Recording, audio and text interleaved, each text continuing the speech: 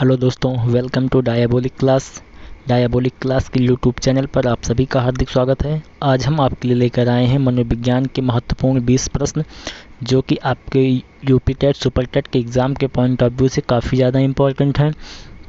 तो दोस्तों चलिए शुरू करते हैं बिना किसी देरी के। ये हमारा पहला क्वेश्चन, SO किसके द्वारा प्रस्तावित किया गया है। SO का फुल फॉर्म होता है स्टिमुलस ऑर्गेनिज्म। ठीक है, SO किसके द्वारा प्रस्तावित किया गया है। हमारा पहला ऑप्शन है वाटसन, हमारा दूसरा ऑप्शन है वुडवर्थ, तीसरा ऑप्शन है कोहलर, चौथा ऑप्शन है गेस्टाल्टवादी मनोवैज्ञानिकों के द्वारा।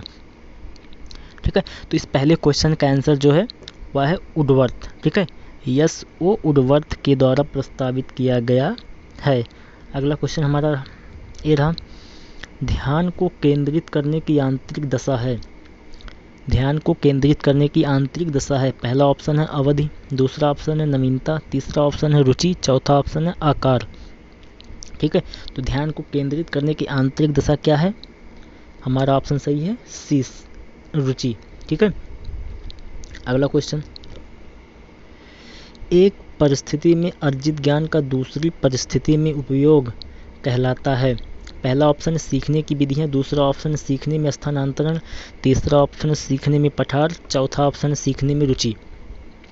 ठीक है, तो तीसरे क्वेश्चन का जो हमारा आंसर है वह है सीखने में स्थानांतरण। एक परिस्थिति में अर्जित ज्ञान का दूसरी परिस्थिति में उपयोग सीखने में स्थानांतरण कहलाता है। ध्यान दीजिएगा। चलिए अगला क्वेश्चन देखते हैं। क्वेश्चन नंबर 4, अनुभव द्वारा व्यवहार में परिवर्तन कहलाता है। अनुभव द्वारा व्यवहार में परिवर्तन कहलाता है। पहला ऑप्शन है स्मृति, दूसरा ऑप्शन है सीखना, तीसरा ऑप्शन है प्रेरणा, चौथा ऑप्शन है चिंतन। ठीक है, अनुभव द्वारा व्यवहार में परिवर्तन क्या कहलाता है। ऑप्शन सही है बी हमारा सीखना। ठीक है, अगला क्वेश्चन, सांख्यिकी में वह रेखाचित्र जिसमें आवृत्तियों को स्तंभों के द्वारा प्रदर्शित किया जाता है कहलाता है। पहला ऑप्शन है स्तंभाकृति, दूसरा ऑप्शन है आवृत्ति बहुभुज, तीसरा ऑप्शन है संचयी आवृत्ति, चौथा ऑप्शन है रेखाचित्र। ठीक है, तो संख्यई में वह रेखाचित्र जिसमें आवृत्तियों को स्तंभों द्वारा प्रदर्शित किया जाता है वह कहलाता है स्तंभाकृति। पहला ऑप्शन सही हमारा। चलिए अगला देखते हैं, विकास की किस अवस्था में बुद्धि का अधिकतम विकास होता है। विकास की किस अवस्था में बुद्धि का अधिकतम विकास होता है। पहला ऑप्शन है बाल्यावस्था, दूसरा ऑप्शन है शैशवावस्था, तीसरा है किशोरावस्था, चौथा है प्रौढ़ावस्था।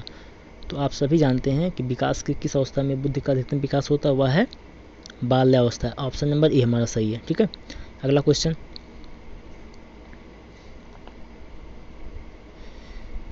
क्वेश्चन नंबर 7 क्या है, शिशु का अधिकतम व्यवहार आधारित होता है। पहला ऑप्शन है मूल प्रवृत्ति पर, दूसरा ऑप्शन नैतिकता पर, तीसरा ऑप्शन है वास्तविकता पर, चौथा ऑप्शन है ध्यान पर।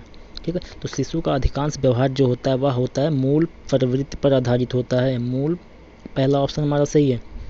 अगला क्वेश्चन, अंतर्दृष्टि सूझ सीखने के सिद्धांत में कोहलर ने प्रयोग किया था।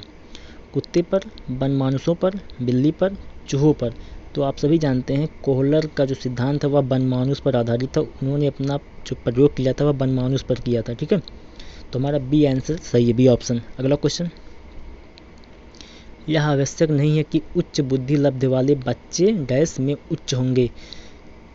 पहला ऑप्शन है सृजनशीलता, दूसरा ऑप्शन है अध्ययन, तीसरा ऑप्शन है विश्लेषण करने, चौथा ऑप्शन अच्छे अंक प्राप्त करने।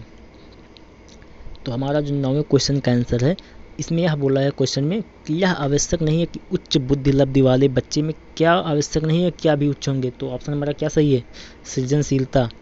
मतलब जरूरी नहीं है कि किसी बच्चे की अगर बुद्धि लब्धि उच्च होगी तो वह सृजनशीलता भी उच्च होगी उसकी। ठीक है, तो ऑप्शन हमारा पहला सही है। अगला क्वेश्चन, अधिगम में प्रभाव का नियम दिया था। ठीक है, पहला ऑप्शन हमारा है पावलोव, दूसरा ऑप्शन स्किनर, तीसरा ऑप्शन है वाटसन, चौथा ऑप्शन थॉर्नडाइक। तो अधिगम में प्रभाव का नियम किसने दिया था, थॉर्नडाइक ने दिया था। ठीक है, हमारा डी ऑप्शन सही है। अगला क्वेश्चन, निम्न में से किस विधि का उपयोग स्मृति के मापन के लिए किया जाता है। पहला प्रत्याहान विधि, तार्किक विधि, पहचान विधि, पुनः सीखना विधि। तो 11वें क्वेश्चन का जो आंसर हमारा है और बी है तार्किक विधि। बी ऑप्शन सही है हमारा। अगला क्वेश्चन देखते हैं, क्वेश्चन नंबर 12 क्या कहता है, प्रासंगिक अंतर्बोध परीक्षण अर्थात टीईटी का विकास किसके द्वारा किया गया था। पहला ऑप्शन है साइमंड, दूसरा ऑप्शन है होल्ट्जमैन, तीसरा ऑप्शन है मरे, चौथा ऑप्शन है वेलक। ठीक है, तो आप सभी जानते हैं टीईटी का जो परीक्षण है वह उसका विकास जो है मरे ने किया था। ऑप्शन सी हमारा सही है। अगला क्वेश्चन, मनोविज्ञान का शिक्षा के क्षेत्र में सबसे बड़ा योगदान क्या है। विषय केंद्रित शिक्षा, शिक्षक केंद्रित शिक्षा, या क्रिया केंद्रित शिक्षा, या बाल केंद्रित शिक्षा। तो हमारा जो ऑप्शन सही है वह डी है, बाल केंद्रित शिक्षा। ठीक है, मनोविज्ञान का शिक्षा के क्षेत्र में सबसे बड़ा योगदान जो है वो बाल केंद्रित शिक्षा का है। अगला क्वेश्चन, क्वेश्चन नंबर 14वां क्या कहता है, निम्नलिखित में कौन सा बुद्धि और विकास के सिद्धांतों से संबंधित नहीं है। पहला है निरंतरता का सिद्धांत, दूसरा वर्गीकरण का सिद्धांत, तीसरा है समन्वय का सिद्धांत, चौथा व्यक्तिकता का सिद्धांत।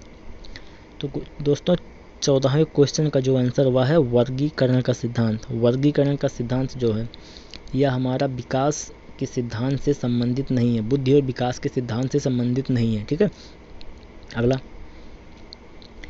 कक्षा शिक्षण में पाठ प्रस्तावना सोपान सीखने के किस नियम पर आधारित है। कक्षा शिक्षण में पाठ प्रस्तावना सोपान सीखने के किस नियम पर आधारित है। पहला है प्रभाव का नियम, दूसरा है सादृश्यता का नियम, तीसरा है तत्परता का नियम, चौथा है साहचर्य का नियम। तो 15वें क्वेश्चन का हमारा आंसर जो है सी, तत्परता का नियम। ठीक है, अगला क्वेश्चन, संप्रत्यय निर्माण का प्रथम सोपान है। पहला ऑप्शन है सामान्यीकरण, दूसरा ऑप्शन विभेदीकरण, तीसरा ऑप्शन है प्रत्यक्षीकरण, चौथा ऑप्शन है पृथक्करण। तो 16वें क्वेश्चन का जो आंसर हमारा सही है वह है प्रत्यक्षीकरण, सी ऑप्शन सही है। संप्रत्यय निर्माण का प्रथम सोपान जो है प्रत्यक्षीकरण है। ठीक है, अगला क्वेश्चन, प्रक्षेणात्मक अधिगम संप्रत्यय किसके द्वारा किया गया था। ठीक है, दिया गया था। पहला ऑप्शन है टॉलमैन, दूसरा ऑप्शन है बेंडूरा, तीसरा थॉर्नडाइक, चौथा है कोहलर। ठीक है, तो प्रक्षेणात्मक अधिगम संप्रत्यय वह है बेंडूरा के द्वारा दिया गया था। अगला क्वेश्चन, उदाहरण निरीक्षण विश्लेषण वर्गीकरण नियमीकरण निम्नलिखित में से किस विधि के सोपान हैं। पहला ऑप्शन है निगमन विधि, दूसरा ऑप्शन आगमन विधि, तीसरा है अंतर्दर्शन विधि, चौथा है बहिर्दर्शन विधि। तो क्वेश्चन जो हमारा उदाहरण निरीक्षण विश्लेषणात्मक वर्गीकरण नियमीकरण निम्नलिखित में से किस विधि के सोपान है, तो हमारा जो है वह आगमन विधि के सोपान है, बी ऑप्शन सही है। ठीक है, अगला क्वेश्चन,